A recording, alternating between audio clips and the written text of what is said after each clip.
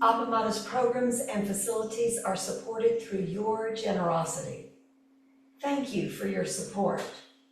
There is a Dharma box for contributions in the kitchen and also a link for contributions on the website.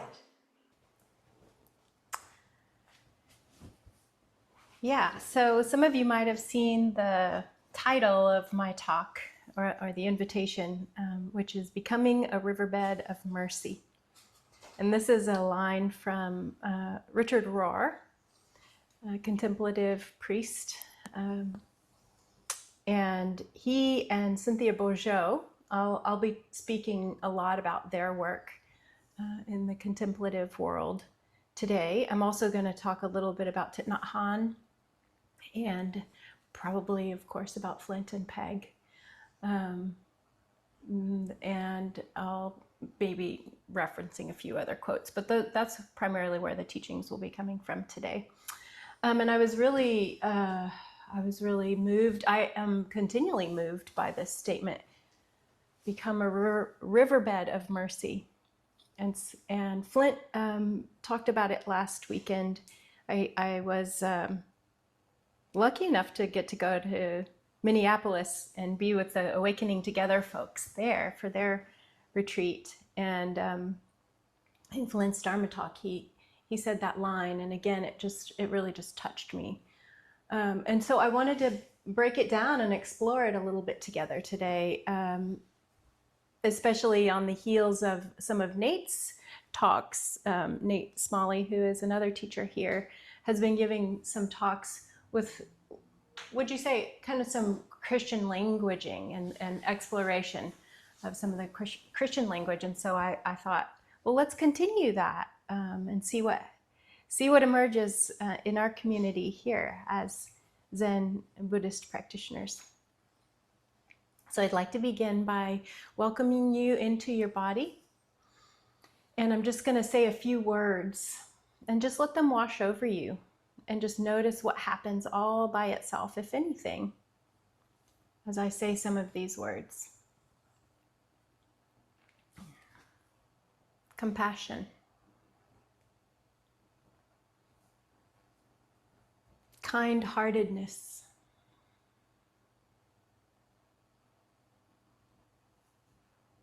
Grace.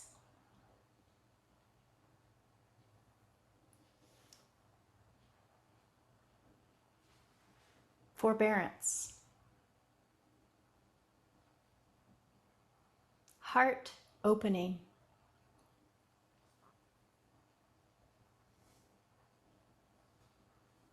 Mercy.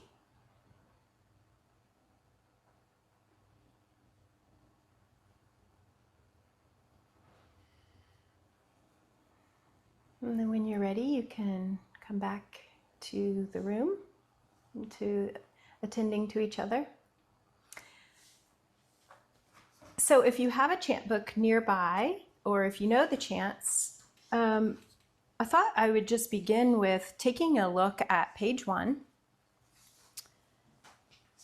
And so later at the end, we're going to say the 4 practice principles.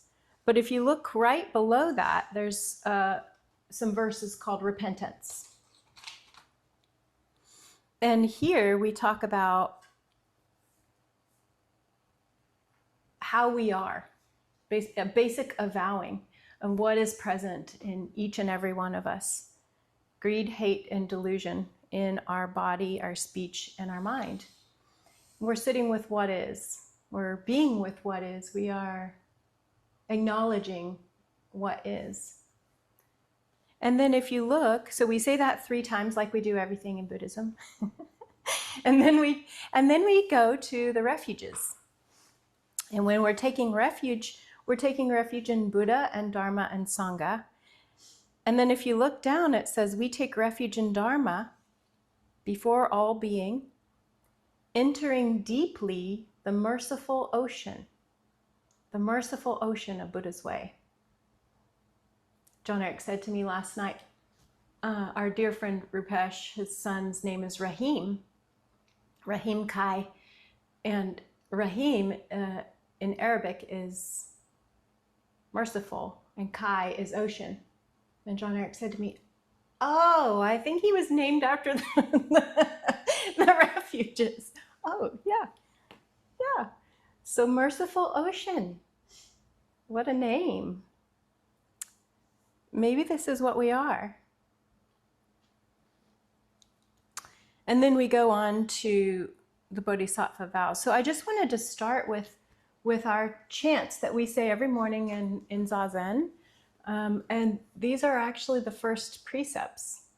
This is our foundation. One other place where we find this word mercy in our practice is during a precept ceremony when we are vowing to live with a compassionate awareness. We say at the end of that ceremony, we say, "This is the path of mercy for all existence." And I love that one.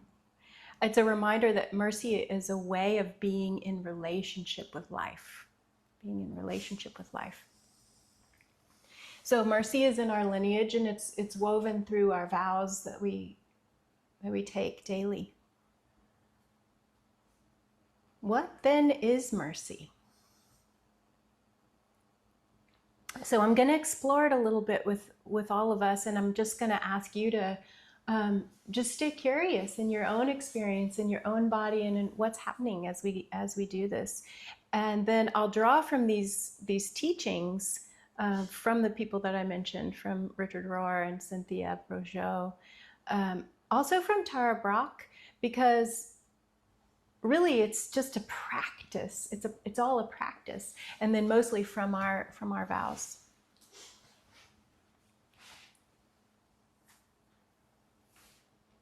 The merciful ocean isn't a sea of pity.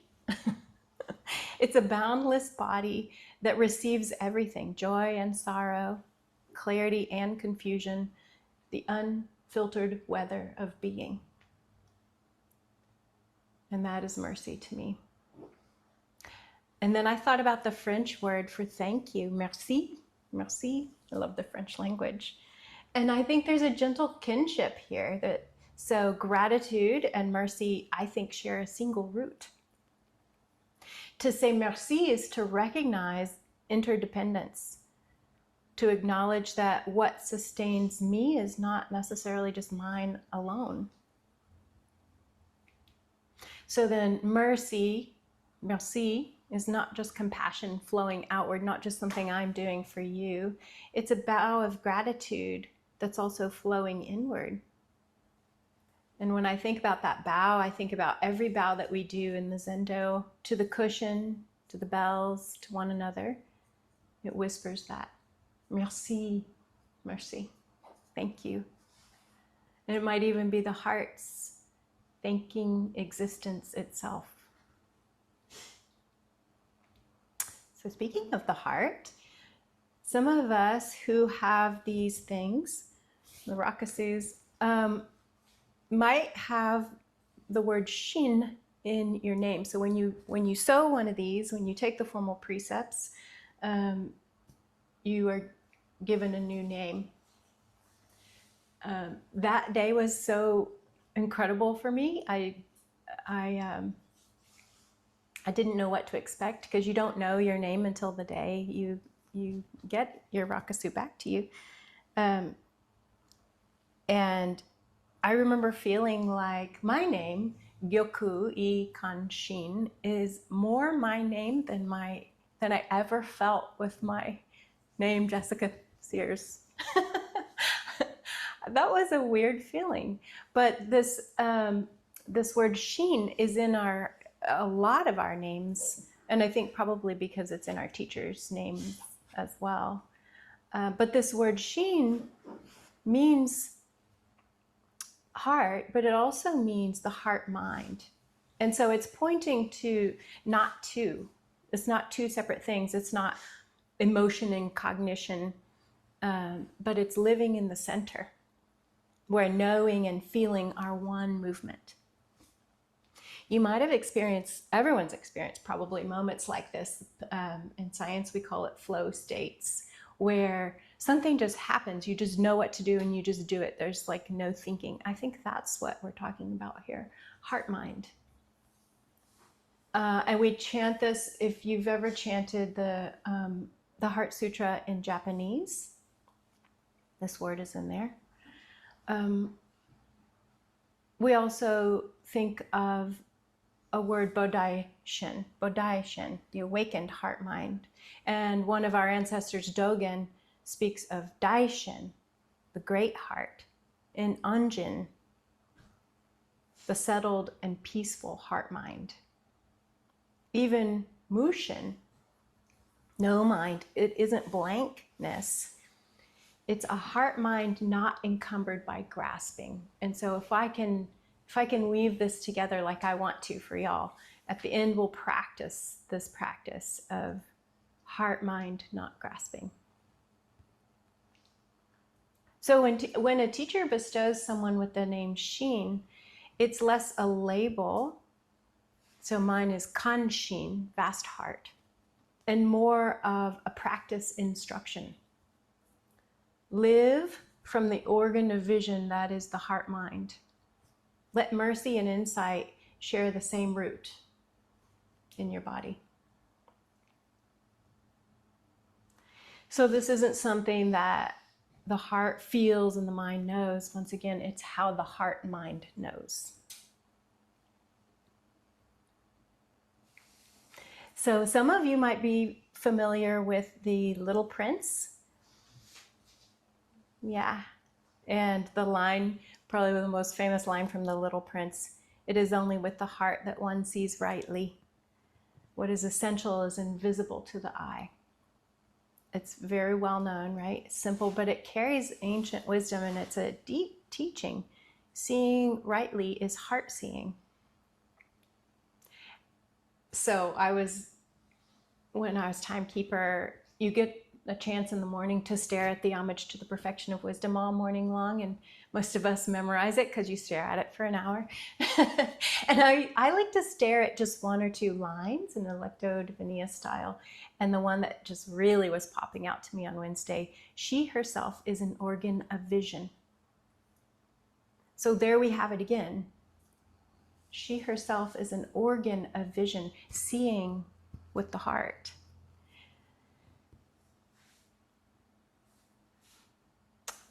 Cynthia Bourgeault does a lot of practice on this, and so that's why I want to keep coming back to her work.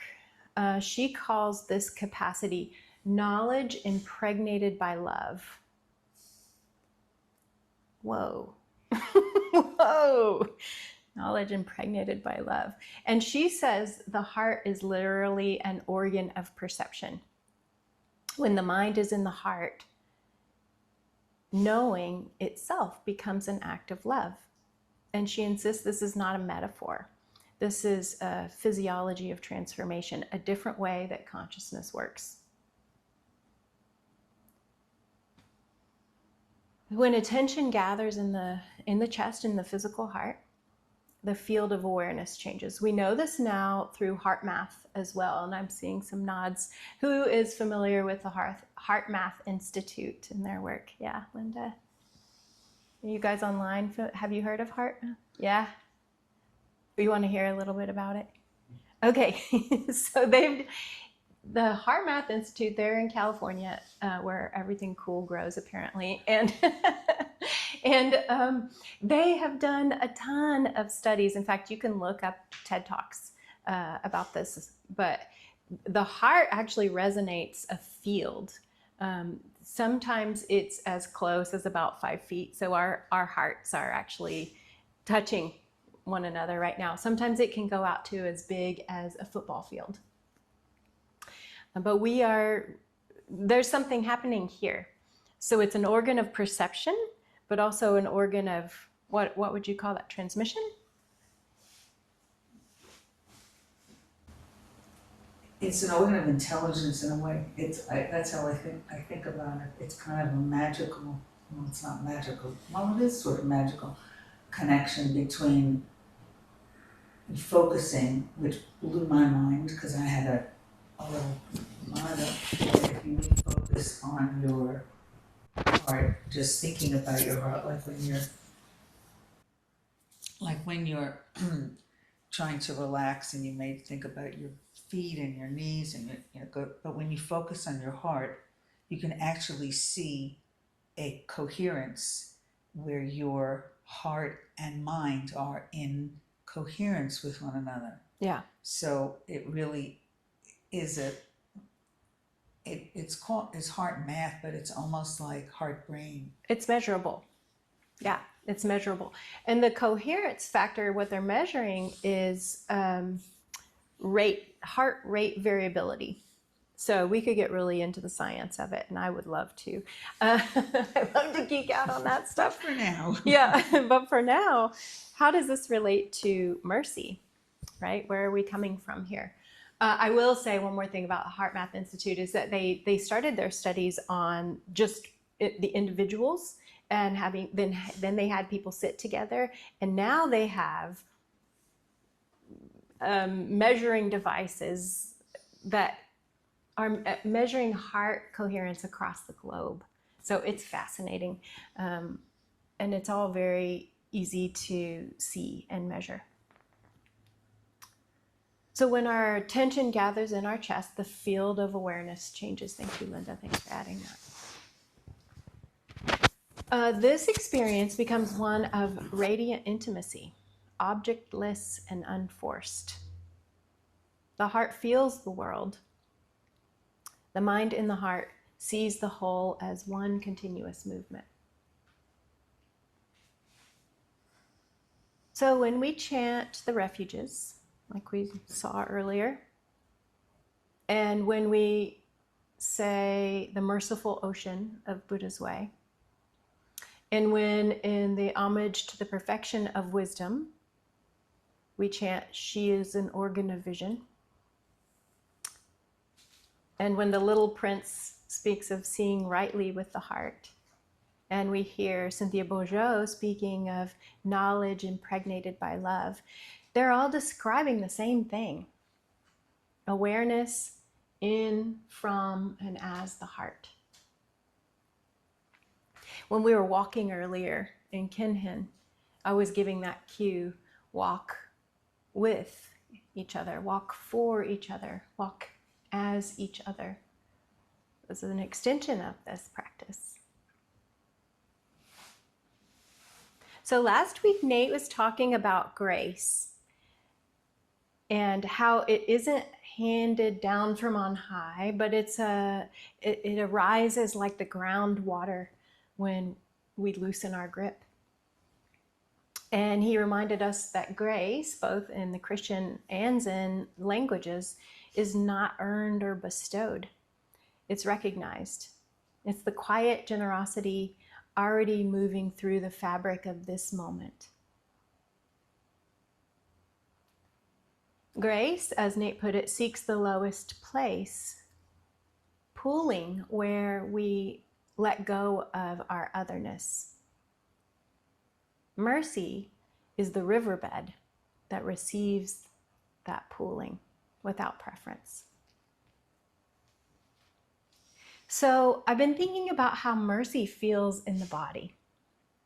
And so I want to do this little exploration, and I want to make sure and leave time for a meditation at the end. But let's explore. So how does mercy feel in your body? So I'm going to give you a little scenario. So take a moment, get into a mindful place to just watch what happens in your body, if anything, when you think about this scenario. So here you can draw to mind, actually, let's just do this whole thing right now. Let's just do it right now. All right. Please imagine something that you've been carrying, which feels heavy, a little bit like a burden. And maybe you've been carrying it for so long, it just feels like this is just how life is. This could also be our our repentance verses, right? It's avowing. It's just saying, this is it. This is what I'm sitting with. Might be greed or hate or delusion. It might not feel like that. Might be anger or hopelessness. Maybe even some self-disparaging. That's my go-to. But it's there, and you can fit now. Just notice it in your body. Really take a minute to notice, where is it coming from? What does it feel like? So when I say where is it coming from, where does it live in the body, or where do you hold it? Is it a heaviness in the shoulders? Is it a feeling in the pit of your stomach?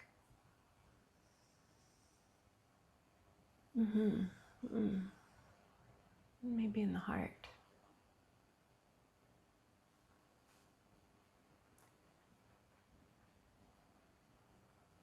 And just like we do, we're vowing, we're saying welcome. Welcome heaviness, welcome fear, welcome anger. Now I want to make a little distinction here. If this is about something that someone has done to you, you're not welcoming their aggression, not welcoming a mugger. You're welcoming the fear, your own.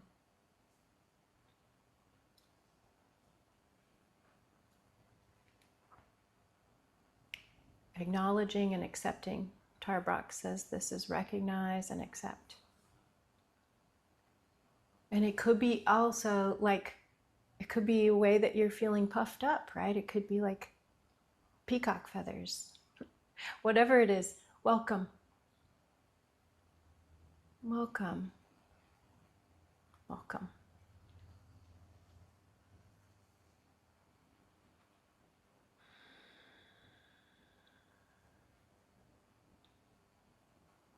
And now what happens all by itself, if anything? If somebody that you trust very deeply, love very deeply, comes and says, you don't have to carry this alone.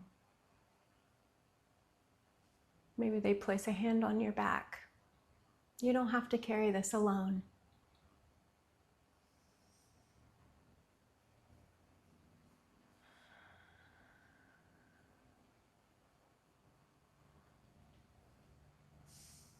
Mm-hmm. Some space opened up. Yeah. This is relinquishment, actually, when we nurture, when we acknowledge and welcome and nurture and accept. This letting go is different. And Flint really helped me see this last week. I kind of had a moment of like, oh, wow, because renunciation, this is what it looks like in my body when I think of like, let it go, let that shit go. It's like, no, I don't want to let it go. or maybe, you know, right? If it's something I want to keep, it's like, no. If it's something I want to get rid of, it's like, oh yeah, I can't run fast enough. But it's actually becoming a space, a riverbed big enough to hold that feeling until the quality of it shifts. So I have a little more to say, but I really want to hear from y'all. How's this going so far? And anything to share? I guess it just feels like the image of having somebody, well, I don't know if this is what you said, but this is what I felt. Somebody coming to you and helping you carry that burden. Mm-hmm. It felt like relief, right? It felt like, you know, I'm not walking this path alone, you know, carrying this, you know, albatross around my neck. Yeah. And someone's helping me. Yeah. And it almost like felt like being seen. Yeah. Yeah. And sort of like an end to suffering and silence and isolation. Yeah. That's what it felt like. Yeah. I love those words. That touches me really deeply. Yeah. Yeah. Thank you for sharing that. And that's the taking refuge part. That's why we take refuge in Buddha and Dharma and Sangha, because we're not carrying it alone anymore when we do that. Joan, hi. Hello. My response was absolutely involuntary. I just had a smile burst on my face. And you talked about spaciousness. It was just like I just opened up. And it was a very physical thing, not just in my face, but in my chest also. Thank you, Joan. Yeah, very felt sense. Joel? Thank you. I love this feeling of like, I can't, the word that I'm using for it is not really a word, it's a sound. It's like zzz. It was this feeling like we were connected. And it was this profound feeling. It's not only that somebody was walking with me, but we were not even saying we're walking together, but it's this sense that when I've had a fear or a burden, that I feel like I'm the only person on the planet who's suffering like this. And that sense of somebody putting their hand on my pain and saying, you don't have to do this alone. It's like, duh. That's how that was feeling like. And it was this connection. It was like it's a really nice zzz. So anyway, that's what came up for me. Thank you. Yeah, I saw the smile. Thank you. Joel has his hand. Hi, Joel. Hi, Jessica. Thank you so much for this wonderful talk. I'm finding, as other people have said, wonderful resonances and surprises in it. I'm used to thinking of being a bigger container, like a bowl, like a room. I haven't thought of it as a riverbank containing a flow. It's such a resonant image. It's so beautiful. And when you were talking before about when the attention gathers in the chest, we are reaching out, as it were, to actually connect with the heartbeats of other people around us. And there's a beautiful thing in 19th century physics. James Clerk Maxwell wrote down equations for electromagnetism that were the foundation of everything in physics after that. But the main thing that he came up with is that electricity and magnetism are infinite. That once a resonance gets started, it doesn't stop until it gets absorbed in other stuff. And that's always seemed so beautiful to me. But I never thought of it in these kind of terms. And so thank you for sharing that very beautiful image. And would you spell Cynthia Bourgeault's name? Sure. I'll put it here in the chat. Okay. Yeah, she's pretty mind-blowing. Oh, yeah, sorry. I had mouth surgery, so my speech is a little off right now. Bonjour, Miss French. Yes. Thank you. Yeah. Thank you so much, Joel. I'm reminded of when Thich Nhat Hanh says, the bell that rings out into the cosmos to relieve suffering, when you spoke about electromagnetism. So thank you for that. Becky.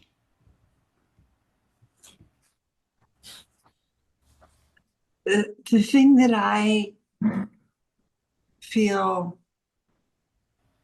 stretched again, like just a little bigger and holding more things, is how many things that we think that are human, that are mine, love is not my love. It is the love. and I invite it and I walk with it. It's with me. Joy, there's grace. All these things are here and as energies in this universe. And we open to them and we carry them with us, through us, not mine. It comes through us. And I hadn't thought about mercy in relationship to that.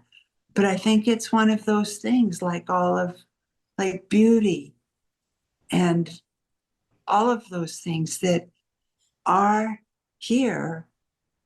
And it's up to us to acknowledge them and be with them and let them be with me and through me. So I feel richer right now for knowing that mercy, which by the time it gets to our language, has already gone through all that thing about that the powerful person gives you mercy. And it includes like pity and all kinds of other things as well. And really, it's something that is here and that we can participate in it and let it go, be open to it so that it can come through us to others as well as ourselves. So thank you. Thank you, Becky. And since you're here with me, I want to go ahead and talk a little bit about, I'm going to change this really quickly. I don't need to blur my background. Okay. You and I were talking a little bit about joyful effort earlier. And this has been something that we've been studying in the Paramitas class. It was actually last month. But I'm still on it. I'm supposed to be studying concentration right now, but I'm still studying joyful effort. This one's taking a little more time with me, and I'm appreciating it so much. And so, okay, so this actually started back in February when we did an intensive on the Paramitas, and Peg asked me to look into this same exact one. So clearly, it's kind of something I need to hang out with for a while. But Peg recommended a book called Diligence, and it's actually a Tibetan lineage. And so I started looking at it, and it says, well, there's 3 forms of laziness. And I went, I put that book down and I did not pick it up again until I was like, oh, okay, I actually have to look at this. So, the 3 types of laziness, which actually just inhibit joyful effort or make it not available to us. The first 2 you might understand really well. The last one is the laziness of self-disparagement. And that's why I bring this up right now. What? What does that even mean? Because it's actually an energy that we're using to avoid waking up. So when we disparage ourselves, when we choose that kind of down pressing energy, we're turning away from, this is the best way I can say it right now, from what is real, from our true nature, from our Buddha nature. And we inhibit the vitality that is existing within us all the time.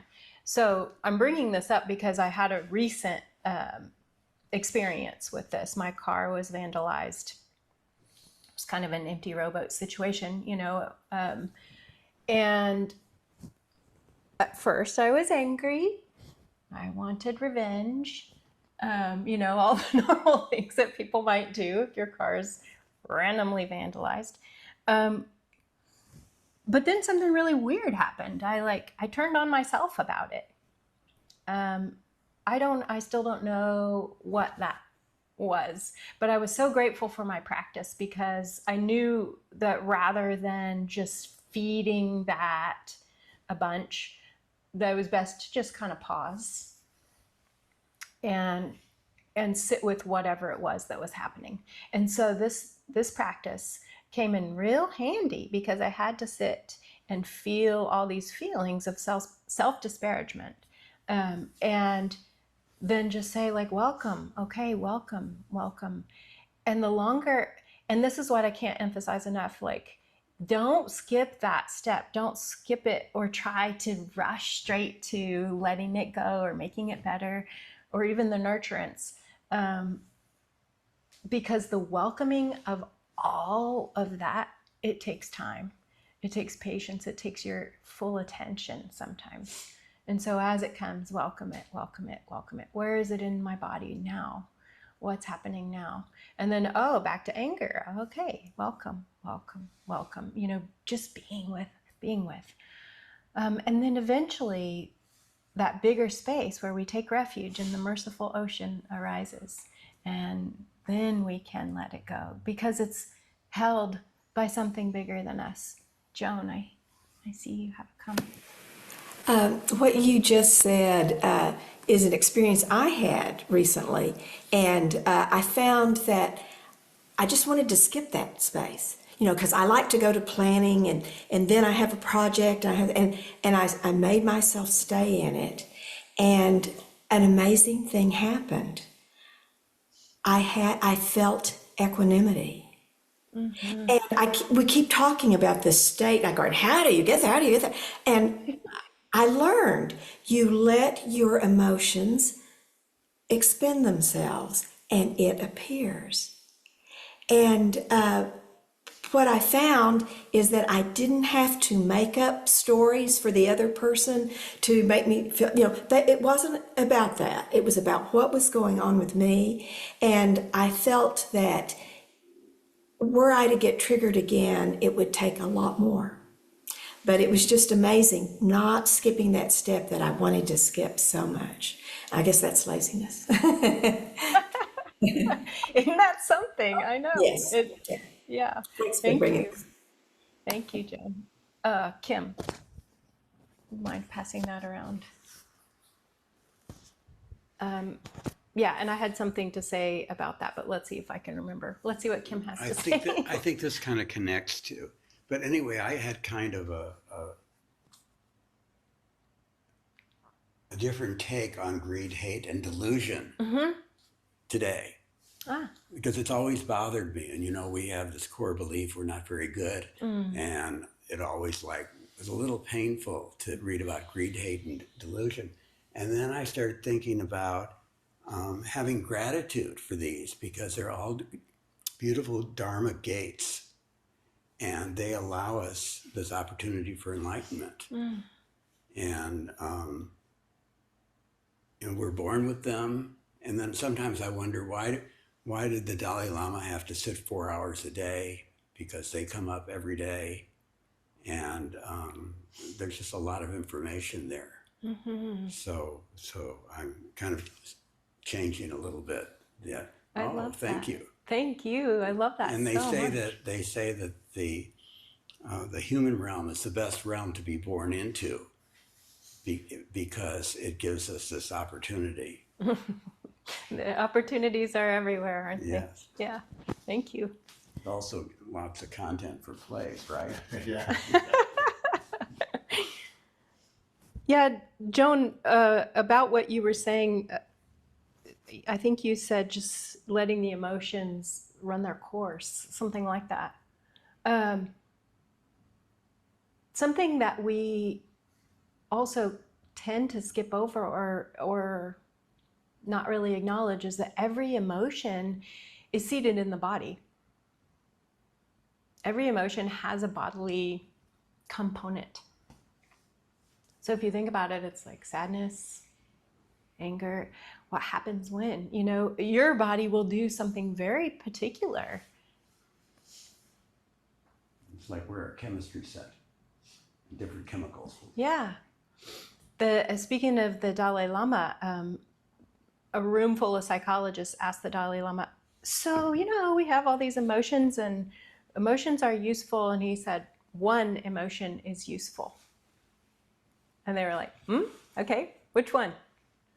And he said, relinquishment. renunciation.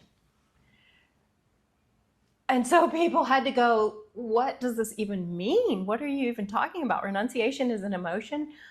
And so they really dug in with him on that. And he said, it is the spirit of emergence. Oh, I didn't think I was going to go there, but yeah. Does that mean that you're on the other side of it? Well, yeah, I would say sit with that inquiry. Yeah, it's kind of this practice that we're doing. Acknowledge or recognize what's happening in my body. Let myself feel it. The flaming cheeks, the racing heart. Welcome, welcome, welcome. Nurture. Welcoming the stranger. And that, who's that poem that everybody reads in yoga classes about when these. Oh, the guest house. Thank yeah. you. yeah. This being human is a guest house. Yeah. Yeah. Sometimes an anger, sometimes a greed. Welcome them all. Yeah, I'm a yoga teacher, so I know that one. I teach yoga, so I've read that one a few times. yeah. And then there's something about the refuges, right? We take refuge. So we're making the space bigger. We're taking refuge in the teachings and in our own Buddha nature and in each other, in the nature that exists within every human being. And then the riverbed is much bigger. The space is much bigger now. And so the spirit of emergence can come.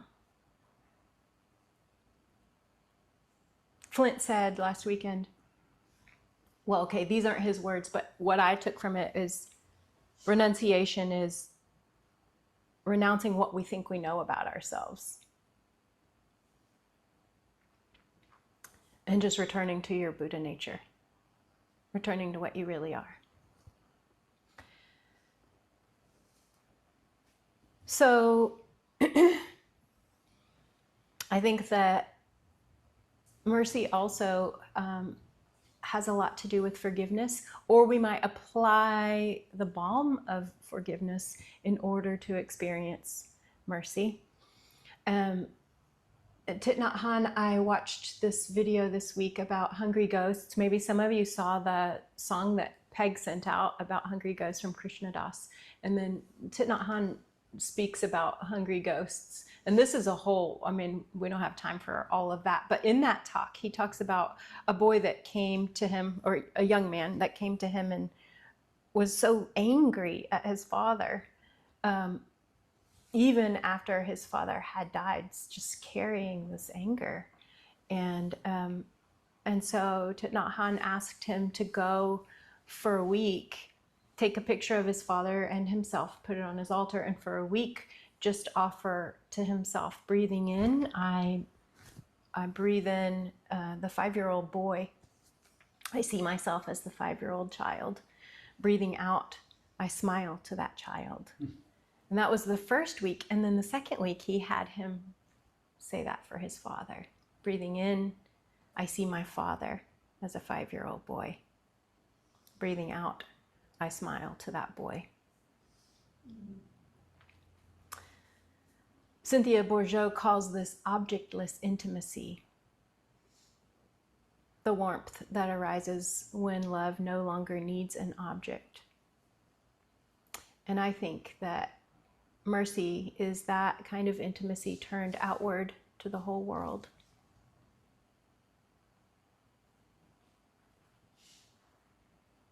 And so if you'd like, during your practice this week, you can do that. Bring to mind somebody or something that you're struggling with and see them as a small child. Breathe in, see that they're a child. And then breathe out. Maybe you send mercy to yourself first. Maybe eventually you might feel like sending them some mercy. I'll finish by saying that the river doesn't cling to what passes through it, right? It doesn't hurry or resent the debris, or the riverbed rather. Its work is to hold to hold. And I think that this is mercy. So to become a riverbed of mercy is to let awareness settle deeply and to become the ground that allows love to move freely through the world. So let's do this together for the last few breaths. Breathing in, I receive the flow of mercy.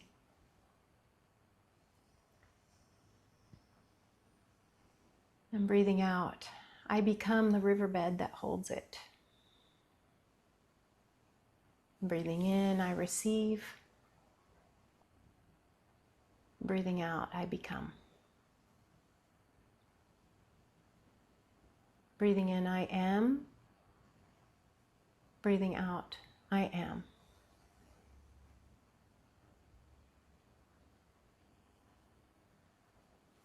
May our hearts be wide enough for all beings to rest in. And may we remember that mercy is a natural vision of the heart, seeing rightly. Thank you very much.